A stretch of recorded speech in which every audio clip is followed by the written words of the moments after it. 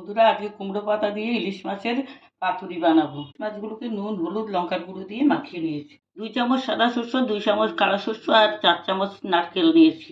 আমি আমার বাড়ির কুমড়োর লতার থেকে কয়েকটা পাতা কেটে নিচ্ছি। মশলাটা পেস্ট করে নিয়ে সর্ষের তেল মাখিয়ে নিচ্ছি। মাছগুলোকে মশলা মাখিয়ে এবার 15 মিনিট রেখে দেবো। এখানে 2টো কুমড়ো পাতা নিচ্ছি। কুমড়ো পাতাগুলোকে আমি একটু গরম জলে ধুয়ে নিয়েছি।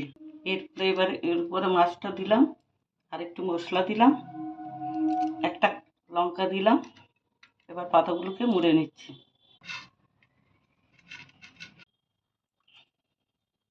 মাছগুলো সব কুমড়ো পাতায় মুড়িয়ে নিয়েছি।